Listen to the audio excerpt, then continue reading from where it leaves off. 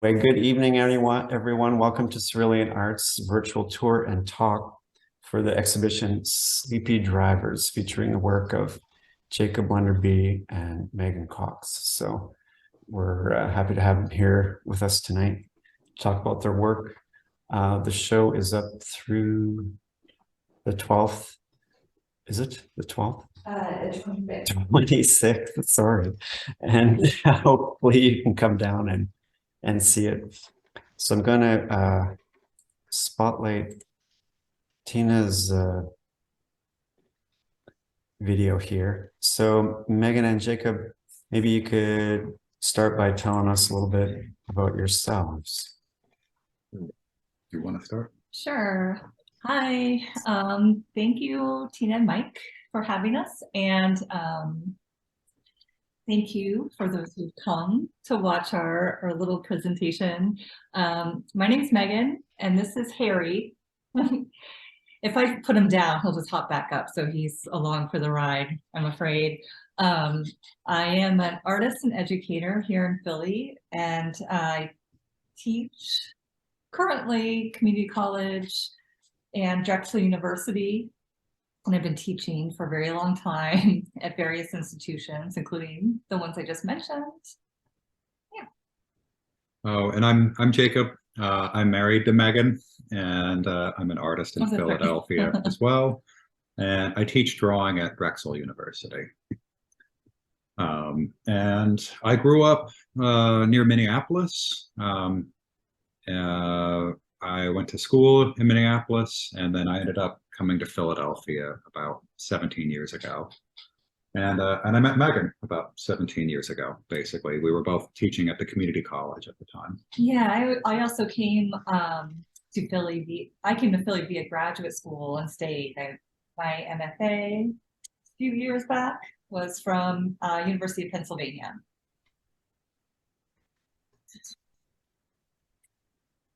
Okay, great. Thanks, guys. So I'll take this off. And then, so can you talk about the show? I mean, you're showing together and you have two, bodies of work. So it'd be interesting to know, like, your thoughts about putting the show together.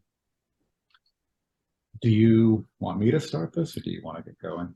Well, I can just get things started a little bit and see if Jacob wants to respond. I make primarily work on paper, so that is a piece of arches, hot press that is mounted to panel, and then I will paint within the parameters of the paper.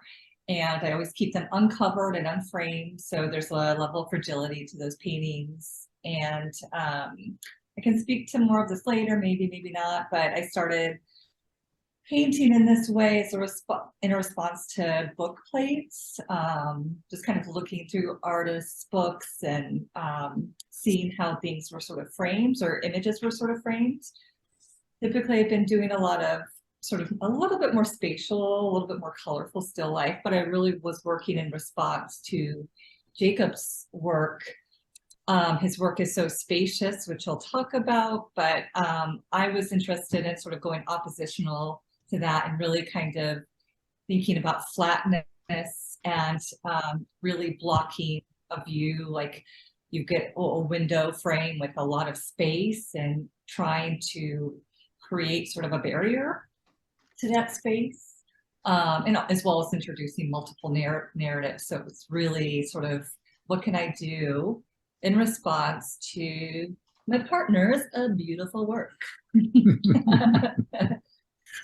It's a smooth. Yeah.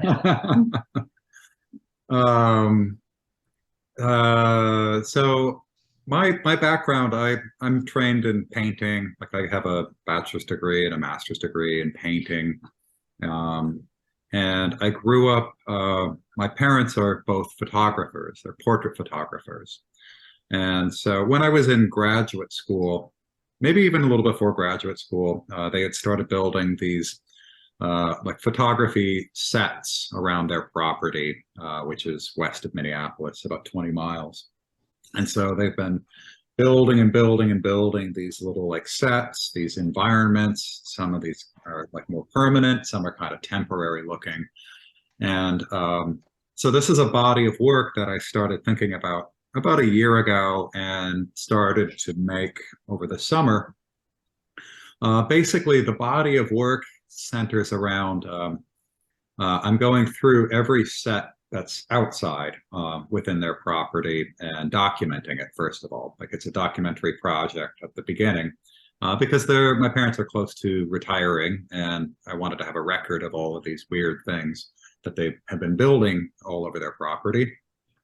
And my work in general has been dealing with photography, painting ideas, and altered landscapes, architecture, a lot of different things. And so after I documented everything, I've been using the photographic material to make these inkjet paintings. So using the term inkjet paintings as a way of kind of navigating these things that are kind of, they're technically photographs, but they're also kind of working in the realm of painting. So rather than calling them mixed media works, inkjet painting gets a little bit towards the place that I want to frame them in, like the way I think about what I'm doing. So basically what you're seeing are these things where something like this is like landscaping and a fence. That's basically a set. And so the line between where something becomes like a nature or background versus a photographic set is just kind of blurry sometimes. So the idea of all of this, like, it just sort of came to me second hand after making work for years that was about altered landscapes, like manicured gardens or different like architectural interventions into space. And then I had been thinking about like simulation ideas and representation for years, where this was in my backyard literally the whole time, the simulated little realities that my parents use for their business. So the big difference between what my imagery looks like versus my parents is there's no people that are activating it. You know, it's basically showing the set inside their property. So I take the photographs, I do a lot of digital manipulation to try to push them outside of reading as like more of a standard overview of space too. So it's kind of two parallel things happening at the same time, the documentary part, but then pushing it into a painting idea. Yeah. Okay. Yeah. I think that something that we both have had in common, and again, one of the cool challenges of being able to show with your partner is thinking about how you can sort of address what they're thinking about and deal with it a little bit differently. And so I think the collage element is very similar. And so for something like that painting, you know, there was something that I was really interested in. Again, I talked a little bit about a barrier between like a sense of space. And so something like that, it's the background sort of layer has a sense of space to it. And then the sort of cut out pieces sort of add separate layers and sort of create a confused collection of what is depth and what isn't depth. And again, one layer is literally about blocking out the next layer. And so also I feel like I can achieve multiple narratives, but these paintings for me are really feel very separate than the way I'm used to working in terms of dealing with space and dealing with color relationships. And color relationships are something I think about a lot, like shape relationships and color relationships. And by the way, these are all oil paintings. And so they build up a lot over the time, and they get sanded and they change a lot. But again, like, you know, in response to Jacob's work, which is so gorgeous and lush, I was like, I'm gonna make some paintings that are super small, which is not atypical, and really neutral. and really are trying to create like almost a sense of claustrophobic space.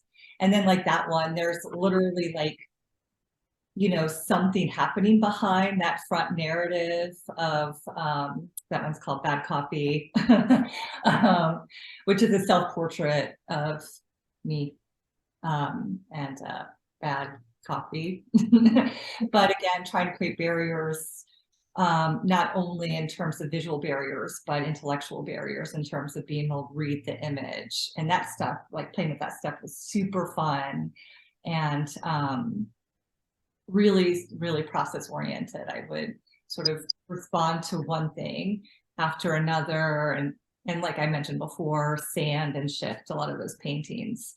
But yeah, again, in response to Jacob's work, trying to keep things really quiet, really neutral.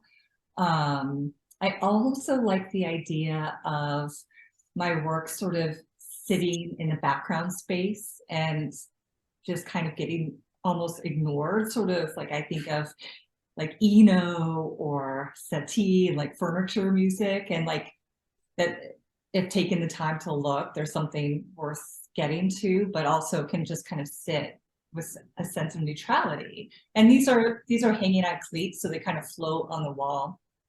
But yeah. Yeah, Megan and I mean, it's amazing, you know, being married to another artist where you can have a lot of conversations about maybe common ideas or divergent ideas. And so I think a lot of our work has Sorry, just stop that. a lot of our work has different ways of thinking about like looking, seeing through. So I think that sort of relationship of like how your body relates to something, Sure. as well as like how you actually see or look at through something or obfuscate something. And the one that Tina's panning over to right now, this is an odd like hybrid sort of set where there's this I mean there's this digital like layer that's kind of cutting through, that's making an artificial lens flare. So there's a lot of like kind of clunky Photoshop-y things that I'm trying to do to sort of draw attention to breaking the illusionary space of this thing and playing with like what's physical and what's just a layer, kind of like Meghan is doing, but with paint. And so this is this weird set back by where I used to have a skateboard ramp, you know, 30 years ago. And it's built on top of an older set that they have. You can see a little fragment of graffiti on the left-hand side. And that graffiti was painted by my high school art teacher as part of a graffiti set years and years ago. And I think I told Mike and Tina about that. So she hand painted the graffiti from photographs of like spray painted graffiti as like one of my parents' like older photography sets.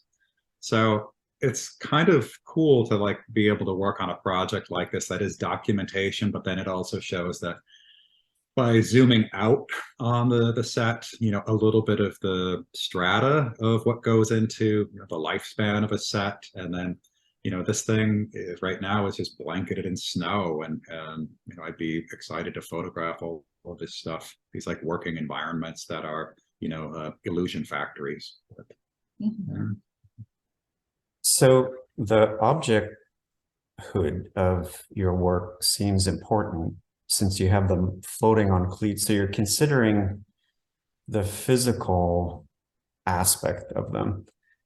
And how, I mean, it's sort of one aspect, like the whole endeavor, like in contrast to most of the way we see the world, which is now through digital media, like computer, phone, social media, like all images are ephemeral.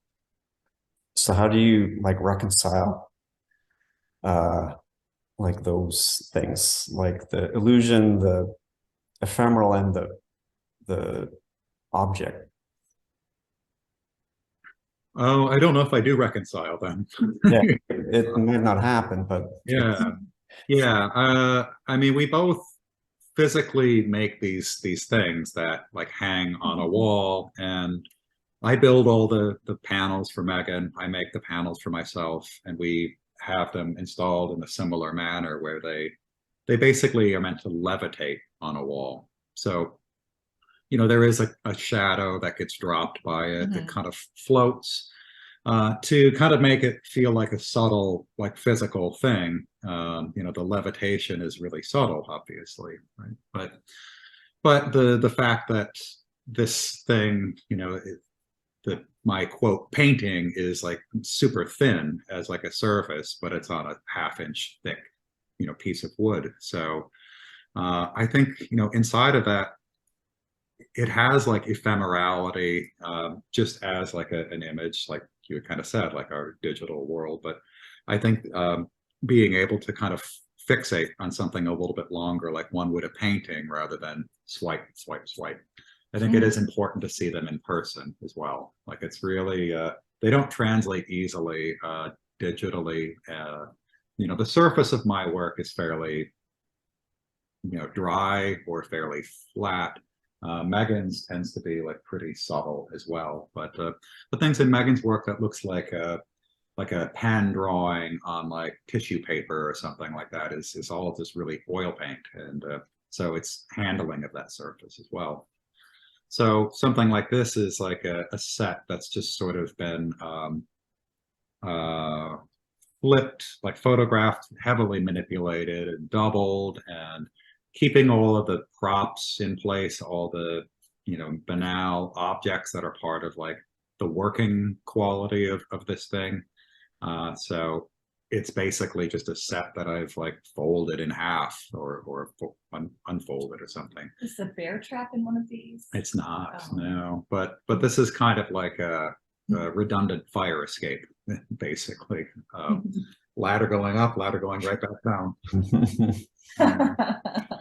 And I think the image at the left is meant to be a photography set of like Paris or something, which we thought it was funny. They have a Vespa, an Italian in a Parisian landscape. So do you think growing up with this like affected your outlook as an artist? They started having, well, some of the sets that existed when I was a kid were more like landscaping. Like, for example, there's a work that I have that's just a pile of rocks, like boulders that they would pose people on. And so there's a photo of my family and I from maybe 1979 on these boulders or something like that. So maybe that's their oldest quote set.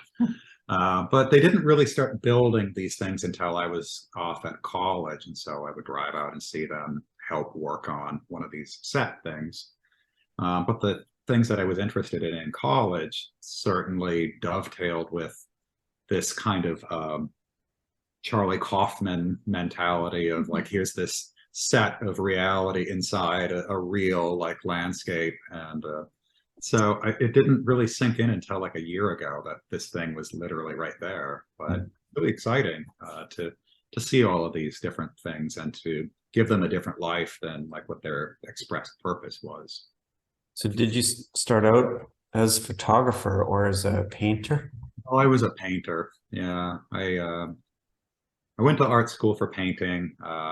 I did not want to take over the family business as a photographer. And then about 12 or 13 years ago, I started using more digital technology rather than oil paint.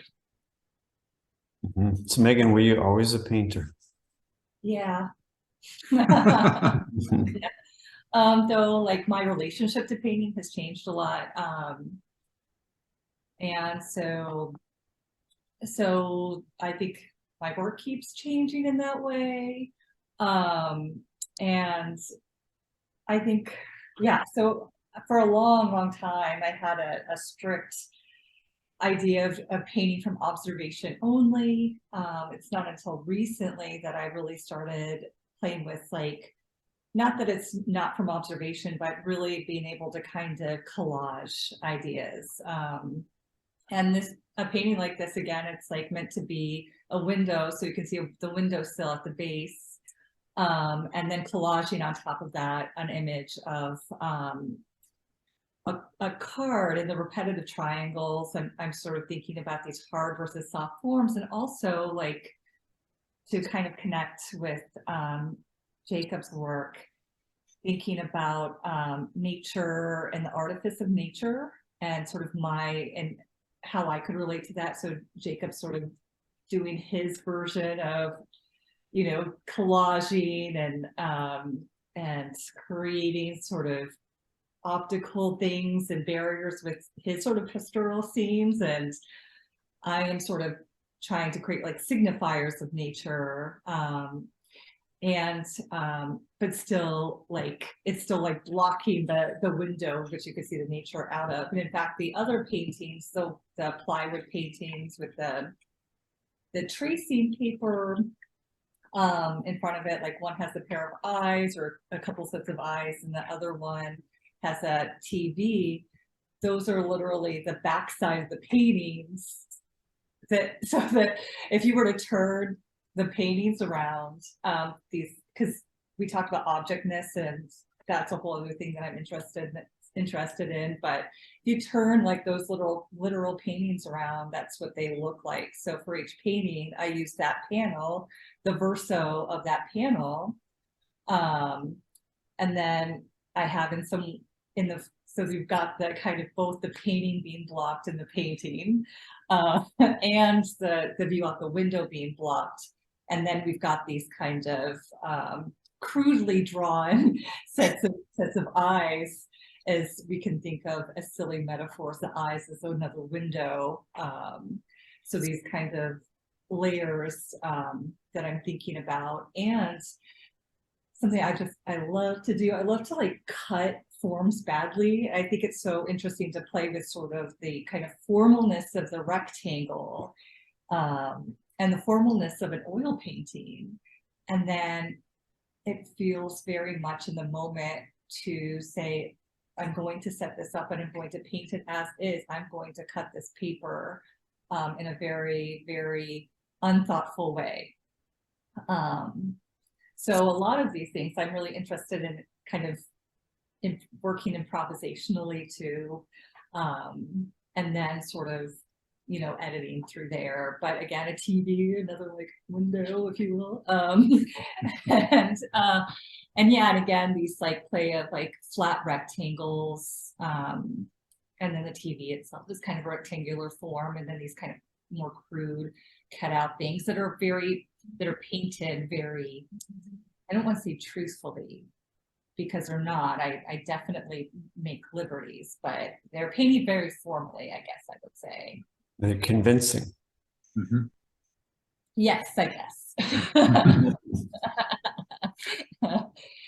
And again, like I can't emphasize enough how much that paper surface has really been I agree with Jacob. I think the work really does poorly, like not being seen in person. I'm looking at this, I'm going, oh God. It just has a quality, something too about I already mentioned the fragility of the paper, and then this very sort of worked painting on top of it. I think there's something about being in person. So these paintings don't translate well. I try to photograph them as well as I can, and they don't photograph as well as they work in person, I think. Yeah, another layer to Meghan's work, like she had mentioned book plates, like monographs, and that's something that, just to speak for Meghan, you know, when lockdown had happened and we couldn't go to museums or whatever, you know, we were looking at things online, but we were also turning to our library and really pouring through like monographs that we have. And so, you know, I'm just going to repeat Meghan's words, like the body of work that she started making out of that, you know, came a few years ago. It still formally resonates with this, where all of that white space on the front of the paper is considered like just as important as part of the painting, because it sets up the painted area as sort of like both like a painting, but also like almost like a reproduction of a painting, like from a monograph. So it also has this sort of weird double existence. You know, it's a painting, but it's also referencing like the photograph and like production of like an image of a painting in a book in a way. And then you hang it on the wall and it's a physical thing. Yeah, so, there's a painting on the other end that sometimes I'll like, oh, I'm gonna nod to that a little bit, like tongue in cheek, and put a page number, you know. The lighthouse one, I keep like mentioning paintings we're not even looking at, but Here we come, we're turning around. The ship is turning. But yeah, so I like I've done that a few times now, and I enjoy doing that, but I can't really, I like to do it just for, you know, occasionally in a body of work to nod to that. And it does change, I think, the reading of the image to have that little label there. So, yeah. Well, having the book or magazine plate part implies holding it in your hands like a book. So they pull you in, especially with the border, they pull you into the center of the work to like bring you in there. And then they, you know, once you're there in person, you really pick up the subtlety of everything, and you're aware of the physicality of the painted surface. It's not like a glossy, smooth photo, you know, reproduced surface. So it's an interesting confluence. I do like that, you know, just how it feels to like that, to go back again to the physicality and the objectness of them. Like when you pull out a book from a shelf and you open it up, and that kind of sensation. I just like the idea of these sort of book scale paintings that are very physical, that you can hold. I mean, you'll probably get fingerprints on them, but that they're that kind of scale that's very intimate. And so I also like the size because of storage and these sort of uniform scaled things that fit so perfectly. Like, yes, the whole show came in one box. Out. Yes, and open it up.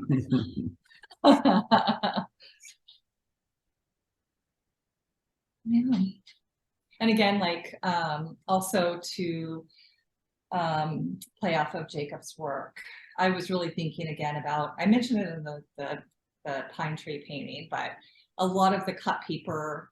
So, oh, by the way, that's a piece of cut paper. So in my former bodies of work, and I'm still working on these paintings, they just didn't fit in this work, is I'll just literally like cut pieces of paper, kind of like the tracing paper in the other paintings. But again, they're very of the moment, cut a piece of paper, fold it, set it up, and light it. And so there's a little bit of a nod to that. So that's a piece of cut paper behind the cut tracing paper that I think looks like a state or something. And then I was thinking too about kind of, I'm missing nature a lot, and sort of these kind of tricks to give you that sense of nature. And so creating like cut paper artifice that depicts fruit, and then drawing fruit on top of it, but it's all very artificial feeling. And then there's other, like, you know, the grapes on the other one, or like a tree or little strawberries. So I'm very interested in sort of that that play of artifice when it comes to those kind of things. I mean, are there any art historical antecedents that you think about when you do? But then I try not to also, because there's so much like in like, well, in terms of like paintings of fruit and stuff, there's all sorts of Dutch paintings to look at that I have to kind of, because I love that stuff. It's so gorgeous. And also, like, I think a little bit about, this is kind of unrelated, but Richter a lot, and I feel like he has in the past at least kind of dealt with similar ideas. Yeah, and even like Picasso and cut paper, and I was just looking at a book about Picasso's cut papers today. Yeah, I think both of our work is kind of informed by a lot of different things, like a lot of different art historical or contemporary things, and some of it we share and some are kind of our own individual things. But yeah, I don't know, something that Meghan was kind of talking about with the cutting too is like we both have a little bit of a sabotage element that kind of generates things in our work. So like this one is it's a piano that's stuck out in this prairie grass, and it's just sort of covered with a tarp or something like that, and you see a ladder in the background. And when I make these things, my printing system is limited in size, and so I have this physical seam between like two sheets that are kind of stuck together, and they're glued down on a panel of this size. And so I play up the seam sometimes to make it more prominent in some work than others. So that gets to the thingness of it a little bit, even if it's just sort of infra thin. This kind of little sabotage is just making a little bit of an echo going from like one part of the image to another. And that's overlaid with this like really exaggerated lens flare, like artificial lens flare on top of it. So kind of like using Photoshop to do clunky things where I'm mimicking bad photography in a way, but not as like oh, this is a nod to bad photography. It's just a way of kind of disrupting the uniformity of this like beautiful landscape, kind of. Yeah, it breaks the illusion. So there's this like hiccup. Yeah. So meant to be like a little bit of a stutter, basically, in the work too. Another one, saying back to talking about looking and seeing through, and it's meant to be a thing that is kind of a bit of a glitch, basically, but not going all in on just a sort of glitch driven way of making work. It's a little bit of sabotage for the greater good, basically. We could all use some of that. So you both teach.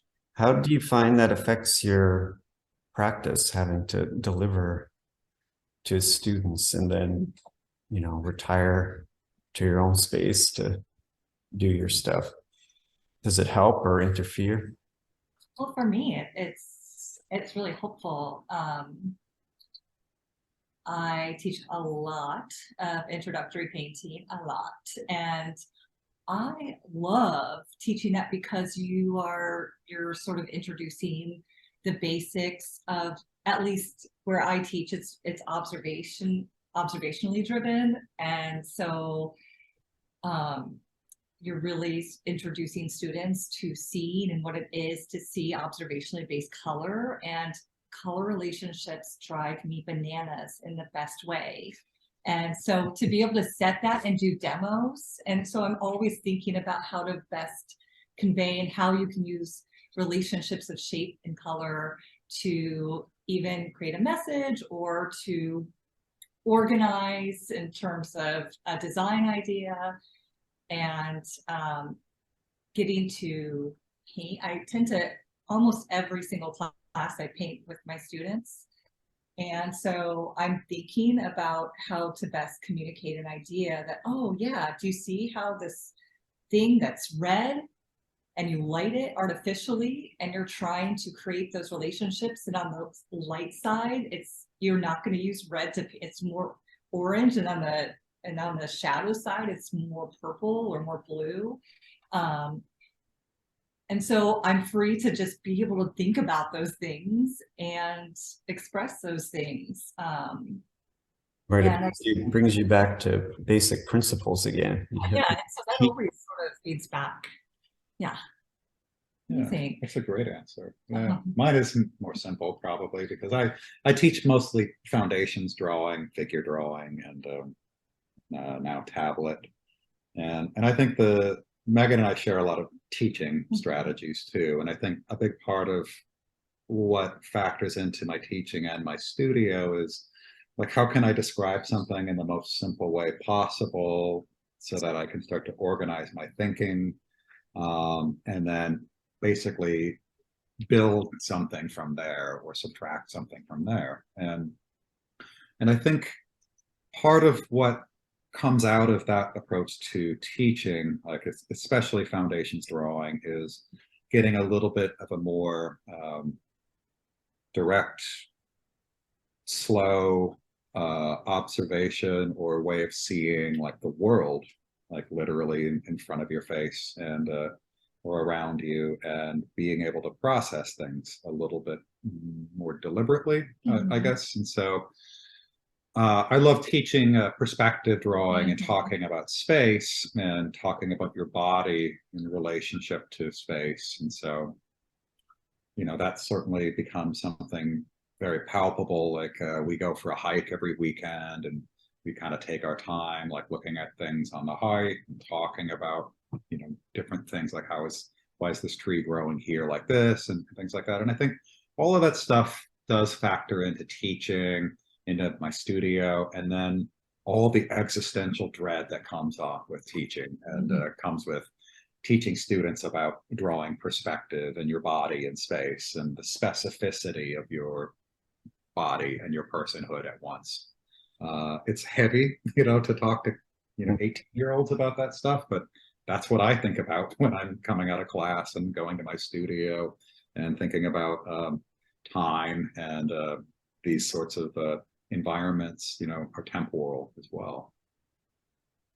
Do you find them receptive to it, or the existential stuff? Well, I guess the body and space type, or the close looking for painting. Yeah, I think that's where teaching drawing really starts to, or learning how to draw really clicks for students, is once they understand the specificity of what they're doing and the uniqueness of it, that it's not just about making a neat looking image of something, that it has like a strong connection to themselves in like a given time. And that's sort of the first level of the profundity of that. And you see the light bulb, you know, flick on every now and then. And that's really exciting part of teaching. I mean, that's the best part of teaching to me. And painting too, like you get mostly students coming in, sort of their understanding of painting is very image driven. And to see that sophistication develop where, you know, that they're starting to think about the act of painting is really looking and just being engaged with the present, and being able to kind of study what is this thing doing next to this thing, and seeing, like at Drexel, it's a 10-week long class, and to see a student go from A to B, or I guess Z, it's really, really fun. Like we're painting right now. I don't know if they'd be interested in this on day one, but it's a simple, like, it's a blue, like, drape on a sort of a grayish wall. And it's just like drapery, like a kind of a, I don't want to say towel, like a blanket, just like a basic drapery. And it's light blue and it's lit with this artificial orange light. And everyone's talking about, like, I can't, if I use blue, it doesn't work. Like the orange is canceling out the blue. So it's like, you know, being able to kind of see that and we're also listening to ambient music and everything in the room. And it's just like, wow, that is so cool that it really is the interaction of color creating the illusion. And it's not like, you know, it's not about like a rendering something to death, you know, that simple 2 notes is going to create form.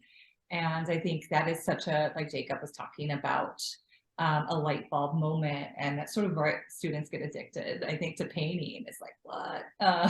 This is amazing. That's great to Well, hear. and then the last thing I would add to that is like we both have a reductive approach to all of that too, where we're both like, how little do you need to communicate something? Like how little do you need to add to this painting, to this drawing, to create the impression of something physical and to create the sensation that you are experiencing in this. And I think there's a lot of economy in that. So I think that that's definitely something that I'm conscious of when I'm working. I know Megan's conscious of that as well. Like we both work very economical in that, you know, we build things way up, we sabotage things on purpose, we take things back, but it's all kind of part of like the economy of how we make our work. Everything is basically accounted for more or less in the work. Great. Thank you. Are there questions from the audience for Meghan or Jacob? Can you hear me? Hello? Hi, Susan. Yeah, can you hear me? Yeah, Yeah. I just want to tell both the artists, I didn't realize that you were married and worked together, but I've seen your exhibit a couple times and you're absolutely right. The photography or the digital imagery of your work doesn't do it justice. And yet, the thing that's so wonderful about your exhibit is that it pulls together so beautifully on so many different levels. Megan's work is highly detailed about a close-up. While, did I say it's Jacob? Is it Jacob? Yep, that's right. Yeah, Jacob's work has a bigger reference. It's from a different point of view that takes in a lot of space. And yet the detail on both of yours is just unimaginable unless you're actually seeing the work. And I just wanted to commend both of you on such a transcending experience to see the work. And I just wish that more people could actually see it. And I find it very interesting because both of you have contributed to the viewers, how can you say, impression, I guess you'd say, of something that looks real, and yet it has a lot of fragility, that it's very, very fragile, and it's very, very elusive. And as detailed as it is, it transcends into another dimension. And it's a wonderful experience. Thank you. Is it Susan? That's Yeah. Thank you. Yeah, thank you. That's really generous. Yeah. I really like that idea that fragility and transcendence are both. Absolutely, absolutely. Especially Jacob, when I was first looking at your paintings, at your artwork, I still don't quite understand what the painting process was, if it is digital completely, or you're putting some transparent layers of paint on top of the photograph. But what happens, especially, when you're adding things like the piano or whatever, you bring the people in to this is for both of you really, you bring the people in, the viewers, into something that looks very real, and then you jar them into realizing that there's something also going on that isn't part of the reality which they would be experiencing in either situation. And I just love Megan's drawings, because on one hand they look like children's drawings, and on another hand they look like very, very sophisticated drawings. And but the fact that you're painting something that looks as if it's been quickly drawn is just amazing to have put all that together, and wonderful for both of you. Yeah, I guess I combined both of the work together, which I didn't really mean to do, but the combination of having the two of you there is just wonderful. There's a sense of floating that I found in both of your works, and it's just beautiful. Congratulations. Thank you so much. Yeah. Thank you. Well, it's also just a rare opportunity that we get to do something like this. So it was really generous of Tina and Mike to invite us to have this two-person thing, because we do have conversations about art all the time, and you know, and hiking and cooking and all of that stuff too. But it is great to be able to sort of see it like kind of formalized like this, rather than, you know, in situ in our studios, you know, churning away things. And Also as a partnership.